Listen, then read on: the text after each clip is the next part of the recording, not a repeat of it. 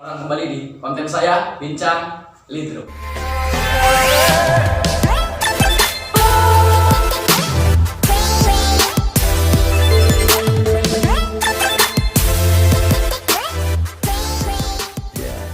Ya, kali ini saya akan menampilkan sebuah video perbincangan saya dengan seorang dosen sekaligus Kaprodi Pendidikan Matematika Universitas Muhammadiyah Purworejo, yaitu Dr. Teguh Wibowo MPD. Penasaran dengan videonya? Tonton video ini sampai selesai. Selamat sore Pak Teguh. Selamat sore Mas. Gimana kabarnya? Alhamdulillah baik. Alhamdulillah. Kesibukannya hari ini apa ya Pak? Apa ya? Ya mengajar terus paling ya selingi dengan olahraga. Ya terutama ini tenis meja ya. Karena kan lama nih futsal nggak berhenti sehingga sedikit cerita beralih ke tenis meja ini seperti itu. Ya, langsung ke pertanyaan ya Pak. Monggo. Pertanyaan pertama Pak, bisa Bapak ceritakan kisah Bapak sejak menjadi siswa, terus jadi mahasiswa, menjadi dosen, dan mungkin sekarang menjadi Kaprodi Pendidikan Matematika Pak. Silakan Pak. Wah, apa ya? Ya unik kalau misalnya itu ya. Saya juga nggak menyangka bisa menjadi dosen dulu ya. Sehingga ceritanya itu berawal dari tahun 93 ya. Tahun 93 ketika saya lulus SMA itu kan sebenarnya saya diterima di salah satu PTN. Nah, cuma kan saya nggak berani ngambil karena waktu itu memang kondisi orang tua keuangannya sangat down ya. Akhirnya saya harus pergi merantau ke ibu kota, waktu di Jakarta dan juga Bogor. Saya bekerja dulu tuh di sana ya, bekerja hampir 7 tahun itu Mas ya, hampir 7 tahun, sehingga nggak nyangka sama sekali itu mau kuliah itu juga nggak nyangka ya, apalagi sampai menjadi dosen itu nggak ada.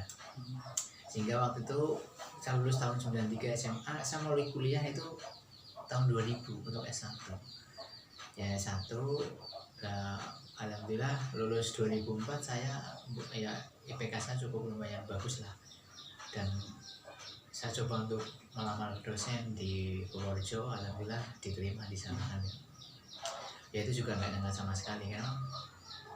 Ya semua itulah kehendak yang di atas lah, kita cuma berusaha manusia, tapi kan Allah yang menentukan kan, itu seperti itu. Kalau cita-cita sebenarnya bukan dosen kalau saya, cita-citanya saya guru. Iya, guru matematika ya. Pinginnya guru matematika ya, paling nggak itu di SMP atau SMA, paling nggak SMP lah. Guru cuma sekarang malah di atas lebih jadi dosen juga nggak sama sekali. Ya intinya ya berusaha aja lah Mas, ini seperti itu. Itulah mungkin selebelum perjuangan saya ketika dari SMA sampai di perguruan tinggi. Terus setelah yang dari tahun 93 sampai 2000 itu yang di situ banyak sekali godaan ya, terutama ketika mau melanjutkan.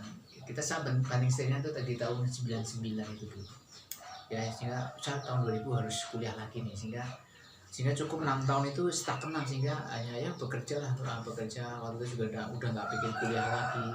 Tapi nggak tahu juga, karena mungkin Allah yang menggerakkan koi untuk kuliah, akhirnya ya saya termotivasi untuk kuliah lagi di tahun 2000. Nah, gitu Mas Bayu. Nah selanjutnya Pak, kesulitan apa yang Bapak alami selama menjadi mahasiswa Pak? Kesulitan? Iya. Kendala bagaimana Bapak mengatasi itu semua? Ini yang mana nih? Yang S1, S2, atau S3? Ya, sama Pak. Ya mungkin S1 Pak, kayak saya juga masih S1 jadi belum tahu sana. Kalau S1 apa ya? Saya masih teringat saya di S3 ya, saya kan kemarin ya. S3 Kalau S3 emang paling berat itu ketika menyelesaikan tugas akhir, yaitu disertasi. Itu kan butuh perjuangan ya. Butuh perjuangan. Saya kan S3 saya kan di Malang ya. Malang, padahal Malang ke Bumen itu kan kalau ditempuh dengan menggunakan bis, saya kan menggunakan bis itu hampir 12 jam. Saya pernah WA dosen, waktu itu saya ada WA, Pak bisa nggak Senin saya bimbingan dengan Bapak? Oh ya silakan Mas tuh. Ya, otomatis kan karena Senin saya bimbingan, saya kan berangkat dari Kebun kan Minggu sore. Iya. Ahad sore loh. Ahad sore udah berangkat saya dari jam 4 sore, dari Minggu sore itu sampai sana kan Senin pagi tuh jam 5 subuh. Iya. Terus kita sholat di terminal itu ya, kemudian masuk kos-kosan, mandi, langsung itu belum istirahat itu. Berangkat ke kampus jam 8, tak tunggu mas tekan jam 12 nggak datang gitu. Wah, aku juga kadang-kadang juga mau WA juga nggak enak. Akhirnya jam 1 itu tak WA, maaf bapak, saya udah janjian dengan bapak untuk bimbingan, kok bapak nggak muncul-muncul? Maaf mas, saya ada ada acara mendadak. Aduh, saya bilang iya pak, lain waktu insya Allah kita bisa saya bisa bimbingan lagi ya. Kita yang penting itu ya. Pesan saya untuk mahasiswa apa ya, kalau ada sesuatu itu ya jangan diumpet lah ya. Karena kan ada kan mahasiswa mentang-mentang asem usah dua tuh, nah itu kadang-kadang itu bisa jadi apa ya, jadi doa gitu. Itu makanya mendingan siapa, insya Allah bisa lain waktu ketemu lagi. Yang penting kita berusaha untuk positive thinking di situ. Biasanya kadang-kadang ada mahasiswa kan ketika jauh-jauh nggak ketemu, ngumpet loh, ngeluh gitu loh. Udah jauh-jauh nggak ketemu, malah ada itu kadang-kadang ini yang kayak gini kalau bisa tuh dihindari. Dan kita positive thinking, kita kan nggak tahu mungkin memang beliau sibuk kan gitu ya. Iya, Pak. Ya dari situlah mungkin kalau kita menghargai dosen kita ini silahkan. Oh iya, saya pernah hutang kejadian nggak menepati, insya Allah akan teringat itu seperti itu. Salah yang sangat teringat itu mas ya, yang janjian kemudian itu sangat teringat sekali karena itu kan sekitar tahun 2017-an ya. Ya belum saya masuk ya, belum kepatan lama dulu ya. sih ya. Ya itu mas, terutama di S3. Kalau di S1 ya apa ya, saya rasa yang asal berusaha, kalau kita berusaha itu saya rasa nggak masalah ya. Yang penting sungguh-sungguh lah, yang penting sungguh-sungguh. Nah itu. Kalau secara komposisi antara S1 sama S3 itu hampir sama tingkat kesulitannya. Cuma tingkat kesulitan S1 saya udah agak sedikit lupa, tapi kalau di S3 masih ingat. Kalau S2 insya Allah masuk lancar kayak ini. Begitu mas Bayu. Pertanyaan selanjutnya Pak, apakah Bapak punya keinginan mungkin suatu hari nanti jadi seorang rektor mungkin Pak? Wah, Ya mungkin kedepannya. kalau itu apa ya, itu saya serahkan semua yang di atas ya. Itu kalau saya berusaha untuk tidak meminta jabatan ke kampus, tapi kalaupun itu nanti diberi amanah ya itu monggo, itu setelah nanti dari teman-teman aja. Tapi yang jelas kalau saya pribadi saya tidak punya ambisius untuk melangkah ke sana, itu enggak ya. Yang penting ya berjalan padanya lah ya. Tapi nanti kalau ada amanah seperti itu ya nanti ya kita lihat sikon nanti. Kalau saya mampu ya kita jalankan, tapi kalau saya nggak mampu ya nanti saya yakin ada yang lebih baik lah, ada yang lebih baik. Gitu mas. Pertanyaan terakhir Pak, pesan yang mungkin ingin Bapak sampaikan kepada mahasiswa-mahasiswa Indonesia dan khususnya untuk mahasiswa pendidikan matematika Universitas Muhammadiyah Purworejo. Apa ya? Jadi mahasiswa perlu lika-liku ya. Kadang-kadang kita di organisasi rajin, tapi kadang-kadang di kuliah itu anjlok. Nah, kadang-kadang ada yang menutupi, misalnya karena saya juga pernah jadi ketua hima kan. Iya, saya kan ketua hima tahun 2003 ya. Saya ketua himatika 2003. Saya juga pernah mengalami sakit tipes ketika jadi ketua hima. Itu juga sempat turun saya, sehingga buat tipe itu sempat jatuh.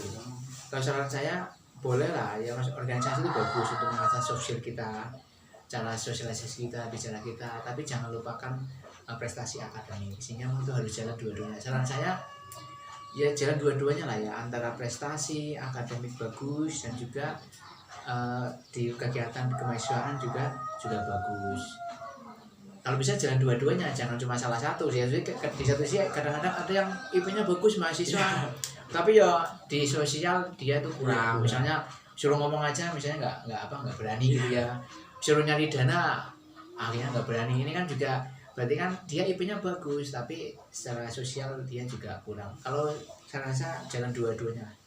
Jalan dua-duanya juga akademik bagus, juga di sektor sosial itu bagus. Pesan saya untuk mahasiswa terutama PEMA dan juga yang mahasiswa di Indonesia itu sungguh-sungguh lah, silakan jalankan dua-duanya, baik akademik juga baik, kemudian di selain akademik di kemahasiswaan di organisasi juga baik. Kadangkala bisa juga mungkin orang mengenal kita bukan karena akademik, tapi karena kita terjun dari suatu organisasi. Mungkin dulu saya jadi dosen bukan karena apa ya, ini saya sedikit cerita ya. Saya jadi dosen bisa juga bukan karena IPK saya yang baik, tapi ketika waktu itu, ketika saya semester 7 itu, saya tuh sempat ngeles anak-anak semester 1 itu Mas. Ngeles kalkulus itu ya. Dilala, apa cara jauhnya yang dilala ya. Dilala itu waktu itu Pak Rektor itu berkeliling gitu loh. Cuma kan beliau kenal saya ketika saya jadi ketua himna kan. Iya. Wih, Mas Teguh ikut bantu ngajar ya? Iya Pak, itu anak-anak ya. Mungkin dari situ kan juga mau ternyata kan mungkin beliau kenal saya selain akademik ternyata di sosial mungkin ternyata juga mau saung gitu. Itu ya seperti itu. Mungkin karena kita juga tidak bisa melihat ternyata bisa melalui seperti itu juga kan ya. Yang penting itulah ya, kalau saya pesan saya jalan dua-duanya ya, akademik bagus tapi juga di sosial ini bagus ya, sosial kemasyarakatan ini juga bagus. Karena kita nanti akan terjun lagi ke masyarakat. Ya jangan sampai itu kita pinter di kampus tapi setelah di lapangan 0 ya, berdoai ya. Dan ini Mas Bayu udah bagus bisa mau terjun ke lapangan, paling nggak buat perusahaan kecil nanti saya yakin ini ada banyak pengalaman ya, pengalaman melobi, mencari donatur dan sebagainya. Saya yakin di situ ada apa ya, ada ilmu-ilmu yang kita dapatkan ketika kita kuliah. Saya rasa itu Mas Bayu. Ya, sama-sama. Mungkin cukup Pak. Terima kasih atas waktunya Pak. Sama-sama. Semoga bermanfaat bagi saya dan teman-teman semua Pak. Amin. Demikian perbincangan saya dengan Dr. Teguh Wibowo. Semoga bermanfaat, semoga memotivasi dan menginspirasi. Bila ada masukan, pertanyaan atau kritik dan saran bisa ditulis di kolom komentar. Sekian video dari saya, tunggu video-video saya selanjutnya. Sekian dan salam